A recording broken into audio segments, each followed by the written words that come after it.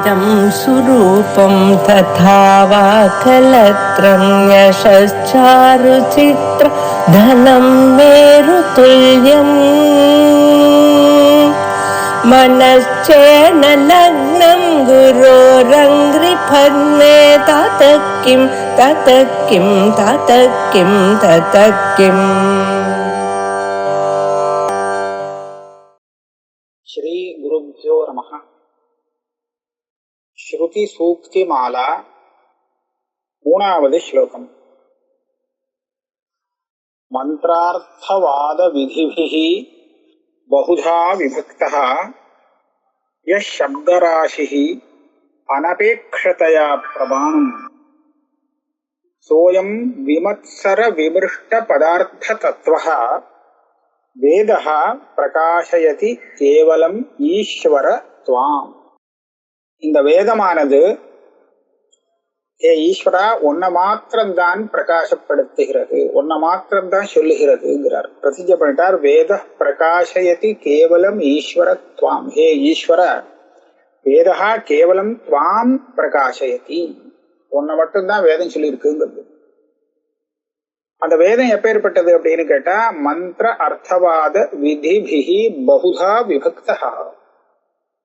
மந்திர ரூபமாகவும் அர்த்தவாத ரூபமாகவும் விதிகள் ரூபமாகவும் இப்படி பலவிதமாக பிரிக்கப்பட்ட அந்த வேதமானது உன்னைத்தான் சொல்லுகிறது. உன்னை சொல்லக்கூடிய மந்திரங்களும் இருக்கு, அர்த்தவாதங்களும் இருக்கு, விதிகளும் இருக்கு அப்படிங்கிறார். வேதம் சொன்னா அந்த பெரிய விஷயமா என்ன, வேதத்துக்கு அவ்வளவு விசேஷம் என்ன அப்படின்னு கேட்டா, எஸ் சப்தராசி அனபேட்சதையா பிரமாணம். லோகத்துல சப்த பிரமாணம் அப்படின்னு நம்ம எடுத்துட்டோம்னா, ஒருத்தன் சொல்றதை நம்ம எதை வச்சு நம்புவோம் அப்படின்னு கேட்டா, அதனுடைய பிராமாண்யத்தை நம்ம எப்படி ஏத்துப்போம் அப்படின்னு கேட்டா, சொல்றோமா நமக்கு ஆப்தனாக இருக்கான், அவன் பொய் சொல்ல மாட்டான், நல்லவன் அப்படின்னு தெரிஞ்சிருந்தா அவன் சொன்னதை நம்பலாம். ஆனா வேதம் அப்படி இல்லை.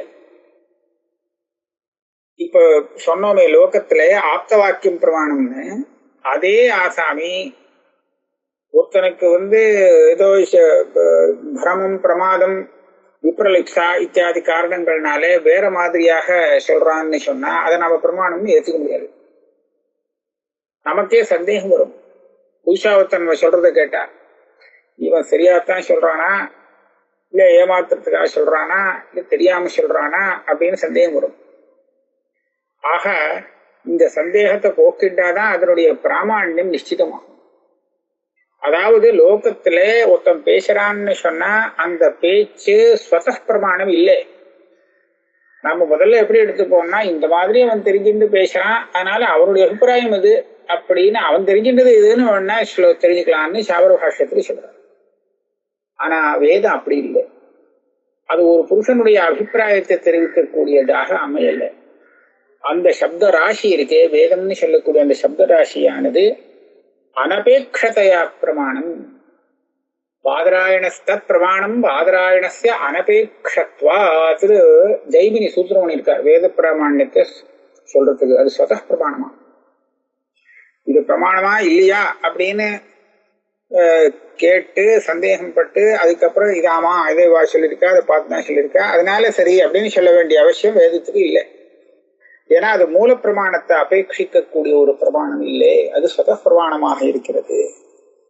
அப்பேற்பட்ட அந்த வேதமானது சோயம் விமத்சர விமிருஷ்ட பதார்த்த தத்துவ.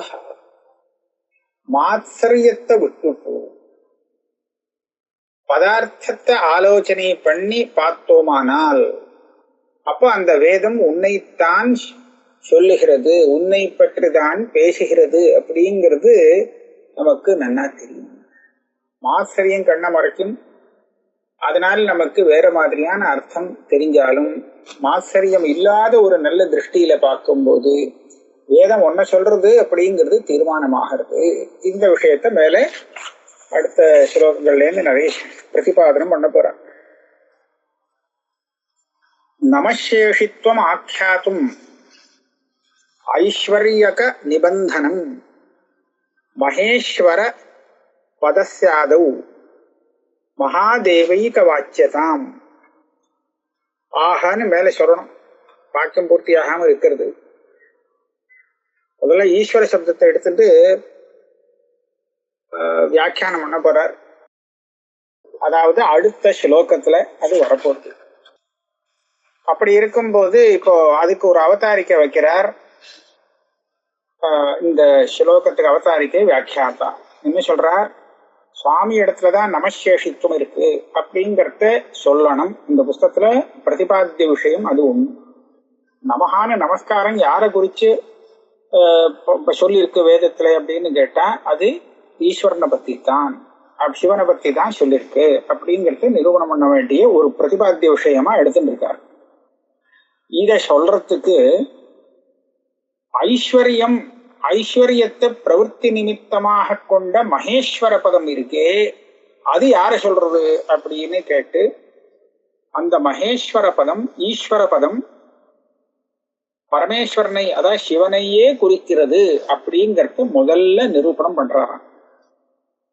இந்த இடத்துல வியாக்கியாதா என்ன பண்ணிவிட்டார்? இந்த ஸ்லோகத்தை வியாக்கியானம் பண்றச்சே ஈஸ்வரனை சொல்லக்கூடிய மந்திரங்கள் என்ன, அர்த்தவாதங்கள் என்ன, விதிகள் என்ன அப்படின்னு சொல்லி எல்லாத்தையும் அப்படியே கொண்டு வந்து அதே எழுதிட்ட.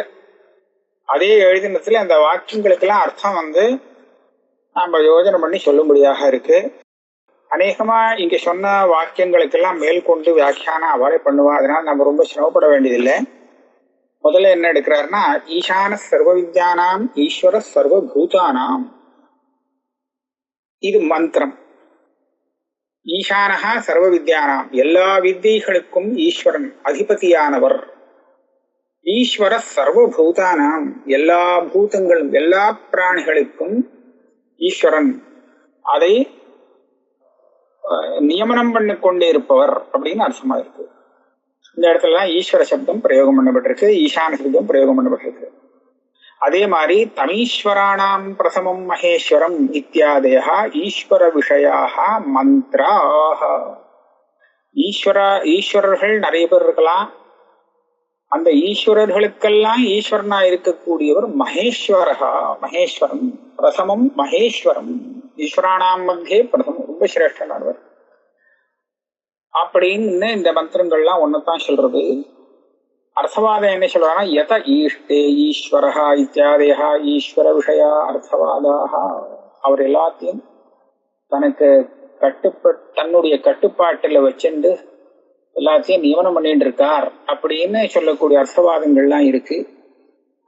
விதியை சொல்றார், காரணம் துத்தியேய சர்வைஸ்வர்ய சம்பன்னஹ சர்வேஸ்வரஸ்ச சம்பு. இந்த சமஸ்த ஜெகத்துக்கும் இது காரணமானதோ அதைத்தான் தியானம் செய்ய வேண்டும். காரணம் துத்தியேய, சமஸ்த ஜெகத்துக்கும் யாரு காரணம் அப்படின்னு கேட்டா சர்வைஸ்வர்ய சம்பன்னஹ சர்வேஸ்வரஸ்ச சம்பு, எல்லா விதமான ஐஸ்வர்யமும் உள்ளவர், அதே சமயத்துல எல்லாருக்கும் ஈஸ்வரனாக இருப்பவர், அவர்தான் சம்பு, அவர்தான் காரணம், அவர்தான் தேயகான உபாசிக்கப்பட வேண்டும், அவரை உபாசனை செய்ய வேண்டும். எங்க இருக்குது? இத்தியாதேஹ அதர்வசிகாயாம் ஆம்நாதாக விதயா. இந்த அதர்வசிகா இப்படிலாம் நிறைய கிரந்தங்கள் இருக்கு உபனிஷத்துகள்ல, அதுல எல்லாம் சொல்லப்பட்டிருக்கான் இந்த மாதிரி. இஞ்ச அதர்வ சிரசி, அந்த அதர்வ சிர உபனிஷத்துன்னு ஒண்ணு இருக்கு. அதுல இருந்து நிறைய வாக்கியங்கள் எடுக்கிறார். அத கஸ்மாதுச்யதே ஏகோ ருத்ரஹா ஏக ஏவ ருத்ரோ நத்விதீயாய தஸ்தே ய இமான் லோகான் ஈஷத ஈஷனீயுஹு ஜனனீயுஹு இதி. புதுசா இருக்கு இந்த சப்தம். அத கஸ்மாதுச்யதே ஈசான இதி யஸ் சர்வான் லோகான் ஈஷத ஈஷனீபிஹி ஜனனீபிஹி பரமசக்திபிஹி அபித்வா சூரனோன்மோ அதுக்ஷா இவ தேனவஹ ஈசானமஸ்ய ஜகதஸ்ஸு வர்துஷம் ஈசானமிந்திரதஸ்துஷா தஸ்மாதுச்யதே ஈசான இதி. அத கஸ்மாதுச்யதே மகேஸ்வரஹ யஸ் சர்வான் லோகான் சம்பக்ஷயதி அஜஸ்ரம் சிருஜதி விசிருஜதி வாசயதி தஸ்மாதுச்யதே மகேஸ்வரஹ ஈசானம் தமீசானம் புருஷம் தேவமீட்யம் இத்தியாதயச்ச. சொன்ன இந்த ஈசான சப்தம், ஈஸ்வர சப்தம், ருத்ர சப்தம், இந்த மாதிரி இந்த பதங்களுக்கெல்லாம் நாம தனியா வியாக்கியானம் பண்ண வேண்டாங்கிறதுக்காக அந்த உபனிஷத்தை வியாக்கியானம் பண்ணி கொடுத்துருக்கு. அதை எடுத்து பார்த்தா போதும். அதர்வசிரஸ்ங்கிற உபநிஷத்துல சொல்லியிருக்கான். இப்ப மேல படிக்கக்கூடிய வாக்கியங்கள்லாம் அதை சேர்ந்தது. அதுல முதல்ல அசகஸ்மாதுச்சதே ஏகோ ருத்ர இதி அப்படின்னு ஒரு கேள்வியை கேட்டு பதில் சொல்றது. ஏன் அவரை ஏகோ ருத்ரஹா அப்படின்னு சொல்லியிருக்கே, அது எதுக்கா, ஏன் அவரை ஏகோ ருத்ரஹா அப்படின்னு சொல்றது வேதம் அப்படின்னு கேள்வி. பதில் என்ன, ஏக ஏவ ருத்ரஹா நத்விதீயாய தஸ்தே. ருத்ரங்கிறது ஒன்னே ஒண்ணுதான், அதுவும் நத்விதீயாய தஸ்தேங்கிறதுல அத்விதீயம்னு அர்த்தம் கிடைக்குது. இவரை விட்டா வேற யாருமே இல்லை, இவர் ஒருத்தர் தான் இருக்கார். இவர் என்ன ஒருத்தர் தான் இருந்துட்டு என்ன பண்றாரு இவர் கேட்டா, இமான் லோகான் ஈஷதே. ஈசனீயு ஜனனீயுன்னு போட்டிருக்கு. எல்லாம் சாந்தசமான ஒரு ரூபம். அதாவது சமஸ்த லோகத்தையும் இவர் தான் தன்னுடைய கட்டுப்பாட்டுல வச்சுண்டு நடத்தி வருகிறார். ஆகையால இவருக்கு இவருடைய விசேஷம் ருத்ரஹாங்கிறது இது இவருக்கு சமானமாக வேற யாரும் இல்லை. ருத்ரஹாங்கிறதுக்கு ஆயிடுச்சு. அச கஸ்மாத் உச்சதே ஈசானஹா. ஈசானஹா ஈஷ்டே இது ஈசானஹான்னு இது சப்தத்துக்கு உற்பத்தி. இந்த ஈசானஹான்னு இவரை சொல்றதுக்கு காரணம் என்ன அப்படிங்கிறத உபனிஷத்து சொல்றது. எஸ் சர்வான் லோகான் ஈஷத ஈசனீபிஹி ஜனனீபிஹி பரமசக்திபிஹி. இவர் என்ன பண்றாரா, எல்லா லோகத்தையும் இவர் தான் உற்பத்தி பண்றாராம், சிருஷ்டி பண்றார். எதை வச்சு சிருஷ்டி பண்றாருன்னு சொன்னா, ஈசனீபிஹி ஜனனீபிஹி பரமசக்திபிஹி. இவர் நிறைய சக்திகள் வச்சுருக்கார். அந்த சக்தியானது உலகத்தை உண்டு பண்ணக்கூடிய சக்தி. அந்த ஜனனீபிகின்னு சொன்னா உற்பத்தி பண்ணக்கூடிய சக்தி. ருத்ரன்னா வெறும் சம்ஹார சக்தி தான்ங்கிறது இல்லை, சம்ஹார சக்தி இருக்கு. அதை தவிர்த்து ஜனனீபிகி ஈசனீபிகி பரமசக்திபிகி, அவர்கிட்ட சிருஷ்டி பண்ற சக்தியும் இருக்கு, அதே சமயத்துல சம்ஹாரம் பண்ற சக்தியும் இருக்கு, அதை பாலனம் பண்ணக்கூடிய சக்தியும் இருக்கு. எல்லா சக்தியும் அவரிடத்துல இருக்கு. அதனால இப்பேற்பட்ட பரமசக்திகளை கொண்டு சர்வலோகத்துக்கும் ஈஸ்வரனாக எவர் இருக்காரோ அப்படி இருக்கிறதுனாலதான் அவருக்கு ஈசானஹா அப்படின்னு ஒரு பேரு. அப்படின்னு ஈசான சப்தத்துக்கு அர்த்தத்தை காமிக்கிறது இந்த ஸ்ருதி. அப்புறம் அபித்வா சூரனோ நுமஹா இந்த மந்திரத்தை வேற சொல்லியிருக்கு. அங்கேயும் ஈசானம்னு வருது. அபித்வா சூரனோ நுமஹா அதுப்தா இவ தேனவஹா ஈசானமஸ்ய ஜெகத சுவர்திருஷம் ஈசானம் இந்திர தஸ்துஷா அப்படின்னு ஒரு மந்திரம். அதனாலதான் ஈசானஹான்னு சொல்றதா. அதுப்தா இவ தேனவஹா. அதுப்தான்னு சொன்னா பால் கறக்கணும், இன்னும் கறக்கல, கறக்காத மாடுகிட்டேன்னு தான் நிறைய பால் வரும். அந்த மாதிரி உங்களை நமஸ்காரம் பண்றோம், நமஸ்காரம் ஸ்தோத்திரம் பண்றோம். நோனுமஹா ஏ சூர ஈசான ருத்ரனே பரமேஸ்வரனே உங்களெல்லாம் நாம ஸ்தோத்திரம் பண்ணி நமஸ்காரம் பண்றோம். இந்த ஜகத்துக்கே ஈசானம் ஈஸ்வரனானவன் நீ. ஸ்வர்திருஷம் ஈசானம் இந்திர தஸ்துஷா அப்படின்னு போட்டிருக்கு. இவரையே பல சப்தங்கள்னால சொல்லி ஸ்வர்க்கத்துல பார்க்கக்கூடியவர், ஸ்வர்க்கத்தை பார்க்கிறவர், அப்பேற்பட்டவரை நாங்க சொல்றோம். அந்த மாதிரிலாம் மந்திரங்கள் வர்ணிச்சபடியாலே தஸ்மாதுச்சதே ஈசானஹா இது. அதனாலதான் ஈசானஹான்னு சொல்லியிருக்கு அப்படின்னு வியாக்கியானம் பண்ணியிருக்காங்க. வியாக்கியானம்னா அந்த ஸ்ருதியே பண்ணக்கூடிய வியாக்கியானம் இது. அச கஸ்மாதுச்சதே மகேஸ்வரஹா. ஈசான சிப்தமாச்சு. மகேஸ்வரஹான்னு ஏன் பேரு, அதனுடைய அர்த்தம் என்னன்னு சொல்றார். எஸ் சர்வான் லோகான் சம்பக்ஷயதி. சர்வலோகத்தையும் சாப்பிட்டு விடுறாராம், சம்ஹாரம் பண்ணிவிடுறாருன்னு தெரியுது. சம்ஹாரம் பண்றதுனாலையும் அஜஸ்ரம் சிருஜதி, சிருஷ்டி பண்ணிடுறார். சம்ஹாரத்தோட நிக்கல, சம்ஹாரம் பண்ணிட்டு அப்புறம் சிருஷ்டியும் பண்றார். விசிருஜதி வாசயதி. விசிருஜதி விடுறாரா, வாசயத்தின்னா அதை வாசம் பண்ண வைக்கிறார், அதாவது ஸ்திதிக்கும் காரணமாக இருக்கிறார். இந்த மாதிரிலாம் பண்றதுனாலே தஸ்மாத் உச்சதே மகேஸ்வரஹா தமீசானம் புருஷம் தேவ மீட்யம். அவர் தான் ஈஸ்வரன், ஈசானஹா புருஷா தேவஹா ஈட்யா ஸ்தோத்திரம் பண்ணப்பட வேண்டியவர். ஈட ஸ்துதோன்னு இருக்கு, ஸ்தோத்திரம் பண்ண வேண்டியவர். இப்படி எல்லா மந்திரங்கள் அவரை பத்தி சொல்றது. கிஞ்ச ஸ்வேதாஸ்வதரோபனிஷதி, ஸ்வேதாஸ்வதரோபனிஷத்துல சொல்லியிருக்கு. ஏகோ ஜாலவான் ஈஷதே ஈசனீபிஹி சர்வாபிஹி லோகான் ஈஷத ஈஷனீபிஹி ஏகோ ஹி ருத்ரோ நத்விதீயாய தஸ்துஹு ய இமான் லோகான் ஈஷத ஈஷனீபிஹி விஸ்வஸ்யைகம் பரிவேஷ்டிதாரம் ஈஷந்தம் ஞாத்வா அமிர்தாஸ்தே பவந்தி சுநிர்மலாம் இமாம் சாந்திம் ஈசானோ ஜோதிரவ்யயः இதி.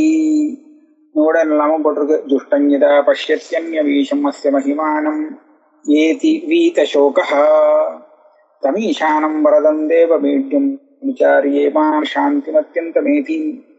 ய ஈஷே அஸ்ய த்விபதश्चतुष्पदः கஸ்மை தேவாய ஹவிஷா விதேம ச தத்ர யோ ஹ்யமிருதம்.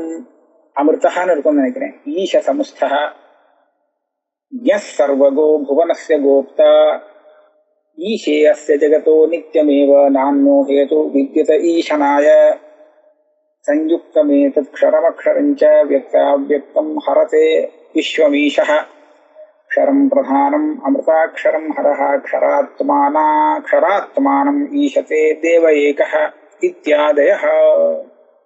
ஸ்வேதாஸ்வதர உபனிஷத்துல போட்டா அதுல இத்தனை ஏகப்பட்ட வாக்கியங்களை எடுத்துட்டார். ஏகா ஜாலவான் ஈஷத்தே ஈஷனீபிஹி.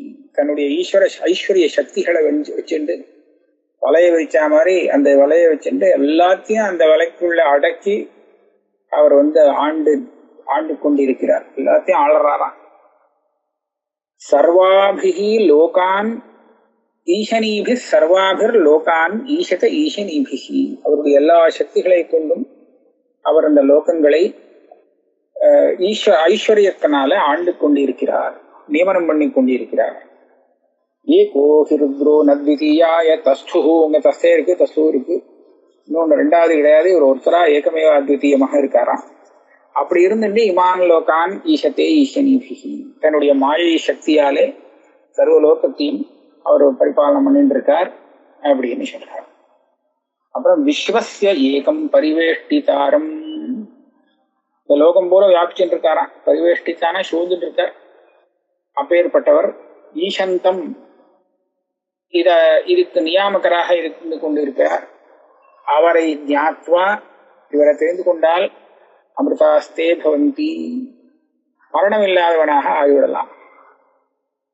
அமிர்தாஸ்தே பவந்தி சுநிர்மலாம் இமாம் சாந்திம் ஈசானோ ஜோதிரவ்யயः இது. அந்த ஆத்மஸ்வரூபத்தை தெரிஞ்சிட்டோமானால் ரொம்ப வசதியான ஒரு ஸ்வச்சமான ஒரு சாந்தி கிடைக்கும். அழுக்கே இல்லாத நிர்மலமான இந்த சாந்தி அவளுக்கு கிடைக்கும். அதனால்தான் அந்த ஈசானஹா ஜோதிஹி அவ்யயஹா, அவரை உபாசிக்க வேண்டும், தெரிந்து கொள்ள வேண்டும். துஷ்டஞ்சதா பஷ்யதி அந்யவீஷம் அஸ்ய மகிமானம் ஏதி வீதசோகः. இந்த ஈஸ்வரன் ஸ்வரூபத்தை எப்போ இவன் பார்க்கிறானோ அப்ப பார்த்த மாத்திரத்திலே அஜான நிவர்த்தியாயி அந்த அபேதம் சித்தமாகறதுனாலே இவருக்கு பீதசோகா அஸ்ய மகிமானமேதி. இது ஞானம் வரத்துக்கு முன்னாடி எந்த ஒரு சோகம், சம்சார சோகம் இருந்ததோ அது இல்லாத போயிடும். ஈஸ்வரனுக்கு என்ன ஒரு மகிமை இருக்கோ அதே மகிமை இவனுக்கு வந்துடும். ஏன்னா தெரிஞ்சுட்டாச்சுன்னா இவன் வேற, ஈஸ்வரன் வேற இல்லை. ஈஸ்வரன் தான் இந்த ஜீவரூபமாவும் இருக்குன்றதுதான் தெரியாததுனாலே அஜானம் போச்சு. தெரிஞ்சது அப்படின்னு சொன்னா, ஞானம் வந்ததுன்னா ஈஸ்வரனே ஆகிவிடுகிறான் இவன் அப்படிங்கிறது இதுல இருந்து தெரியுது. அப்புறம் தம் ஈசானம் வரதம் தேவமீட்யம் விசாரியே மாம் சாந்திமத்யந்தமேதி. அந்த ஈஸ்வரனான வரத்தை கொடுக்கக்கூடிய பிரகாசமான ஸ்தோத்திரம் பண்ண வேண்டிய அந்த பரமேஸ்வரனை விசாரிய நல்லா விசாரம் பண்ணி, வேதாந்த விசாரம் பண்ணி தெரிஞ்சுண்டாச்சே ஆனால் இமாம் சாந்திமத்யந்தமேதி. இதோ இப்பேற்பட்ட இந்த சாந்தி கிடைக்கும். இந்த சாந்தின்னு அந்த சொல்றார், தனக்கு அனுபவிக்கிற அந்த சாந்தியை சொல்றார். இப்பேற்பட்ட சாந்தியை அவன் அடைய முடியும். இந்த ஈஸ்வரன் தான் ஈஷே அஸ்ய த்விபதश्चतुष्पदः கஸ்மை தேவாய ஹவிஷா விதேம. இந்த 2 கால் உள்ளவர்கள்னா மனிதர்கள், 4 கால் உள்ள பிராணிகள், திபதா சதுஷ்பதா, இது எல்லா விதமான பிராணிகளுக்கும் அவர் நியமனம் பண்ணக்கூடிய ஈஸ்வரனாக இருக்கிறார். அதனாலே அந்த ஈஸ்வரனுக்கே நம்மளுடைய யாகத்துல ஹவிஸ் எல்லாம் கொடுக்கப்படுறது, அவருக்கே நமஸ்காரம். ச தத்ர யோ ஹ்யமிருதம் அமிர்தகான்னு இருக்கான் போல இருக்கு. ஈசசமுஸ்தகா யஹா சர்வகா புவனஸ்ய கோப்தா. அந்த இடத்துல ஒரு அமிர்தகா, மரணம் இல்லாதவர் ஈசனாக இருக்கிறார். யஹா ஞானஸ்வரூபமா இருக்கார், சித் ஸ்வரூபம். சர்வகா எல்லா இடத்துலையும் இருந்துட்டு இருக்கார், சர்வகா சர்வவியாபி. புவனஸ்ய கோப்தா புவனத்தை லோகத்தை ரட்சிக்கக்கூடியவர், எல்லா புவனத்தையும் ரட்சிக்கக்கூடியவர். ஈஷே அஸ்ய ஜகதா நித்தியமேவ. இந்த ஜகத்துக்கு எப்போதும் அவர் ஈஸ்வரனாக இருக்கார். அவருக்கு அதனால்தான் அவருக்கு ஈஸ்வரன் பேரு, நித்தியம் ஈஸ்வர. அதனாலே நான்யோ ஹேதுர் வித்யத ஈசனாக. இந்த ஜெகத்தை பரிபாலனம் பண்றதுக்கோ இதை நியமனம் பண்றதுக்கோ வேற ஒரு காரணம் கிடையாது. இவர் ஒருத்தர் தான் அதுக்கு காரணமாக இருக்கார். அப்புறம் புவனஸ்ய ஈசனாய. அப்புறம் சயுக்தமேத க்ஷரம் அக்ஷரஞ்ச. க்ஷரமும் அக்ஷரமும் ரெண்டு சேர்ந்து இருக்கு. வியக்தமாகவும் அவ்வியக்தமாகவும் இந்த க்ஷரம் அக்ஷரங்கள் இருந்துருக்கு. அத ரெண்டையுமே இவர் சம்ஹாரம் பண்ணி வரான். ஹரதே விஸ்வமேஷா. அதுல க்ஷரம் பிரதானம், அமிர்தாட்சரம் ஹரஹ க்ஷராத்மானம் ஈசத்தே தேவ ஏகா. அந்த க்ஷரங்கிற பிரதானமும் அழிஞ்சு போகக்கூடியது, அக்ஷரங்கிற அமிர்த ஸ்வரூபமான ஆத்மஸ்வரூபத்தையும் இந்த ரெண்டையும் இந்த ஈஸ்வரனானவர் தன்னுடைய வசத்துல வச்சுட்டு இருக்கார். அவருக்கு இது தெரிகிறது அப்படின்னு தேவ ஏகா. இந்த மாதிரி நிறைய வாக்கியங்கள் இருக்கு. ச ஈஸ்வரோ ருத்ரோ பூத்வா ச ஈஸ்வரஹ பிரமேதோஹ ச ஈஸ்வரஹ பிரஜாம் பசூன் யஜமானாய பிரஜனயதி இத்யேவமாதயஹ. இன்னும் இங்க எல்லாமே எடுத்துட்டார். அந்த ஈஸ்வரன் ருத்ரனானார். அவர்தான் பிரமேதோஹோ பிரமாணம். பிரமாணம் பண்ற ஒரு விஷயத்தை பிரமாணமாக தெரிஞ்சுக்கிறதுக்காக ஈஸ்வரனாக வந்தார். சஹ ஈஸ்வரஹ பிரஜாம் பசூன் யஜமானாய பிரஜனயதி. அவரை ஸ்தோத்திரம் பண்ணி அவருக்காக அவரை தியானம் பண்ணி உபாசிக்கிறவனுக்கு அந்த ஈஸ்வரன் பிரஜை என்ன பசுக்கள் என்ன எல்லாத்தையும் கொடுக்குறான். மாண்டூக்கியோபனிஷதி அப்படி அந்த உபனிஷத்துக்கு என்ன சொல்லியிருக்கு? ஏஷ சர்வேஸ்வரஹா ஏஷ சர்வஜ்ஞா இத்தியாதயா. அந்த துரியாவஸ்தையில 4வது ஆத்மபாதத்தை வர்ணிக்கும் போது அவரை சர்வேஷ் ஆமா இல்ல தூங்குறச்சே சொல்லியிருக்கு. சுசுப்திய காரணம் ஏஷ சர்வேஸ்வரஹா ஏஷ சர்வஜ்ஞா அப்படின்னு சொல்லியிருக்கு. அங்க சொன்ன விஷயம் இந்த சுசுப்தியில இந்த காரணத்தோட வியஷ்டியா இருக்கிறவனுக்கான பிராஜ்யன். இந்த பிராஜ்யனுடைய சமஷ்டியை நாம பார்க்கும்போது, காரண சமஷ்டியை பார்க்கும்போது அதை உபாதியாக கொண்ட அந்த சைத்தன்யம் தான் சர்வேஸ்வரஹா ஈஸ்வரன் சொல்லப்பட்டிருக்கு அங்கே. ஆஹா அவரும் இவரும் ஒண்ணுதான். கைவல்யோபனிஷத்யபி. கைவல்யோபனிஷத்துன்னு சொல்லிருக்கு. உமா சகாயம் பரமேஸ்வரம் பிரபும் திரிலோச்சனம் அப்படியெல்லாம் சொல்லிட்டு இருக்கு. அம்பாளோடு கூட இருக்காராம் பரமேஸ்வரன். அதே சமயத்துல 3 கண்கள் உள்ளவராக இருக்கார்.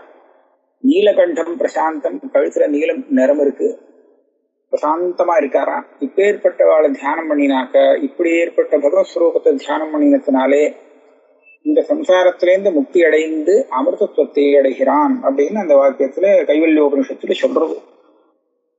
அதே மாதிரி யோசௌ சர்வேஷு வேதேஷு பட்சத்தே ஹ்யத ஈஸ்வரஹ அகாரோ நிர்குணோ ஹ்யாத்மா அப்படின்லாம் வாக்கியம் இருக்கான். இந்த எல்லா உபனிஷத்துலயும் எல்லா வேதத்திலையும் ஒரு ஈஸ்வரன் ஒருத்தர் சொல்லப்படுறாரு. அது யாருன்னு கேட்டா அகாரஹா நிர்குணோ ஹ்யாத்மா. ஆ அப்படிங்கிற அக்ஷர ஸ்வரூபம் குணமில்லாத நிர்குணமான அந்த சுத்த ஆத்மஸ்வரூபம். இப்படி எல்லாம் வர்ணிச்சிருக்கு ஈஸ்வரனை. ஏஷாம் ஈசே பசுபதி பசூனாம் சதுஷ்பதாம் உச்ச த்விபதாம் இது இதுவரைகள். இந்த பசுபதியானவர் எல்லா விதமான பசுக்கள், நாமளும் சேர்ந்து பசுக்கள் தான். 2 கால் உள்ள பசு, 4 கால் உள்ள பசு, எல்லா பசுக்களுக்கும் இவர் ஈஸ்வரனானவர். ஈஷ சர்வஸ்ய ஜெகதா பிரபு பிரீணாதி விஸ்வபுக் இப்படி எல்லாம் சொல்லியிருக்கு. அவர் சர்வ ஜெகத்துக்கும் ஈஸ்வரனாக இருந்து பிரபுவானவர். இதனால சந்தோஷம் அடைகிறார். விஸ்வபுக் இப்படி எல்லாம் பகுதா பகு பிரகாரைர் விபக்தா இத்தியாதி இத்தியாதிபிஹி. இந்த மாதிரி இப்ப சொன்னாரோ இல்லையோ, இப்ப சொன்னதுல ஒரு சில வாக்கியங்கள் மந்திரங்கள், ஒரு சில வாக்கியம் அர்த்தவாதங்கள், ஒரு சிலது விதிகள், இப்படியாக பலவிதமாக நிறைய வேத வாக்கியங்கள் இருக்கு. பகு பிரகாரைஹி விபக்தா பேதம் பிராப்தா. அனபேட்சத்தையா பிரமாணம். அது சொல்றாரு வக்திரு பிராமாண்ய அனபேட்சத்வேன பிரமாணம். இந்த வேத வாக்கியத்தை யாரோ சொல்லித்தான் கேட்க வேண்டியிருக்கு. அவ சொன்னத்தை வச்சுட்டு தான் இந்த வேத வாக்கியத்தை நாம காதால கேட்க முடியாக இருக்கு. அப்படியானால் சொன்னவாளுடைய பிராமாண்யத்தை பத்தி நாம யோசிக்கணுமா வேண்டாமா? லௌகிகமான வாக்கியமா இருந்தா அந்த சொல்றவன் எப்படி அப்படின்னு பார்த்தாதான் அவனுடைய வாக்கியத்தை நம்ம நம்ப முடியும். ஆனா இந்த வேத வாக்கியத்துல வக்தாவுடைய பிராமாண்யத்தை நாம அபேட்சிக்கலே. வியாக்கரணம் தெரிஞ்சு சொல்றானா தெரியாம சொல்றானா ஏமாத்துறதுக்காக சொல்றானா அதெல்லாம் இல்லை. சொல்ற வாக்கியம் வேத வாக்கியமா இருந்தால் அந்த வேத வாக்கியம் இவன் சொன்னதுக்காக இல்லை, அது வேத வாக்கியங்கிறதுக்காக பிரமாணமாகும். அதனால வக்திரு பிராமாண்ய அபேட்சை அங்கு கிடையாது. அப்படி உள்ள சப்தராசி அப்படின்னு சொன்னா அதுதான் வேதம். இந்த வேதத்தை நாம விமர்சனம் பண்ணணுமா? எப்படி? விமர்சர விமிருஷ்ட பதார்த்த தத்துவ. மாத்சரியம் அப்படிங்கிறது என்னன்னா அது ஒரு விதமான துவேஷத்துல சேரும். மற்றவனுடைய ஒரு உத்கர்ஷத்தை சகித்துக் கொள்ள முடியாத ஒரு நிலை. அதாவது ஈஸ்வரனை உத்கர்ஷமா சொல்லிட்டா உடனே வேற மற்றவாளுக்கெல்லாம் சில பேருக்கு அது தாங்காத போடும். உடனே அதுக்கு ஏதாவது கண்டனம் பண்றது இப்படி எல்லாம் பண்ணுவாளோ இல்லையோ. அந்த ரீதியில இந்த மாத்சரியம் பிரதிபந்தம் பண்றது, இதுதான் மாத்சரியம். பேர்பட்ட மாத்சரியம் இல்லாமல் நீங்க வேத வாக்கியத்தை ஆலோசனை பண்ணி பார்த்தால் அப்போ தெரியும் ஈஸ்வராதி பதார்த்தத்துக்கு உண்மையான அர்த்தம் என்ன அப்படின்னு.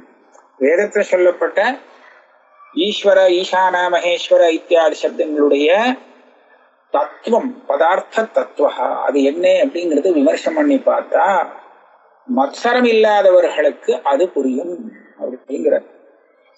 அது என்ன புரியும்னா இவர்தான் அந்த தத்துவம்னு தெரிஞ்சுப்போம். இது நிஜரூப சன் துவாம் உன்னையே கேவலம் ஈஸ்வரம் பிரகாசயதி. ஒன்ன மாத்திரம்தான் சொல்லுதுட்டான். இப்பேற்பட்ட எல்லா வாக்கியங்களும் சுவாமியை பிரகாசனம் பண்ண சுவாமியை தெரிவிக்கிறதுன்னு சொன்னா எந்த சுவாமியை தெரிவிக்கிறது? இந்த சிவனைத்தான் தெரிவிக்கிறது. பிரகாசயத்தின்னு சொன்னார், அதுக்கு அர்த்தம் பண்றார். இப்போ சில வாக்கியங்களை மந்திரம்னு சொன்னார், அர்த்தவாதம்னு சொன்னார், அப்புறம் விதின்னு சொன்னார். பிரகாசனங்கிறது இது மூணுக்குமே பொதுவானதான். பிரகாசனம் அதாவது விததாதி ஸ்மாரயதி பிரசம்சதः அல்ல ஸ்மாரயதः பிரசம்சதः விதததः வேதவாக்கியஸ்ய அபோதாரணோ வியாபாரங்கிறதுனால பிரகாசயதி. அதாவது மந்திரங்கள் என்ன பண்ணுவோம்? அதனுடைய வேலை பிரயோக சமவேதார்த்த ஸ்மாரணம், ஞாபகப்படுத்துறதுங்கிறது மந்திரத்துக்கு வேலையா. அப்போ இந்த மந்திரங்கள் ஈஸ்வரனை ஞாபகப்படுத்துறது. அர்த்தவாதத்துடைய வேலை என்ன? பிரசம்சனம், வசதியா சொல்றது, ரொம்ப வசதி, ரொம்ப அதனால அவசியம் பண்ணி ஆனும் அப்படின்னு பிரசம்சை பண்றது அதனுடைய வேலை. விததா விதானம் பண்றது விதியுடைய வேலை. இப்ப நீங்க பார்த்தா இந்த ஸ்மாரணம் ஞாபகப்படுத்தக்கூடிய மந்திரம் கூட அந்த விஷயத்தை பிரகாசனம் பண்றது. எந்த விஷயத்த ஞாபகப்படுத்துறோமோ அந்த விஷயத்தை அது பிரகாசப்படுத்துறது. அர்த்தவாதம் எதை பிரசம்சை பண்ணணுமோ அந்த விஷயத்தை பிரகாசப்படுத்துறது, அதாவது தெரிவிக்கிறது. விதியும் அதே மாதிரி தெரிவிக்கிறது. ஆக பிரகாசயத்திங்கிறது மந்திரம் அர்த்தவாதம் விதி மூணுக்கும் பொதுவான ஒரு தர்மம். வேதத்துல இருக்கக்கூடிய மந்திர வாக்கியம், விதி வாக்கியம், அர்த்தவாத வாக்கியம், இப்படி எல்லா விதமான வாக்கியமும் ஈஸ்வரனை சொல்லக்கூடிய தெரிவிக்கக்கூடிய வாக்கியமாக நமக்கு கிடைக்கிறது. அதை பார்க்க முடியும். அதனாலதான் பிரகாசத்தின்னு போட்டார். அதஹ சப்தராசி. அதனால இந்த வேதங்கிற அந்த சப்தராசியானது துவாமேவ கேவலம் போதயதி நான்யம் இத்தியர்த்தா.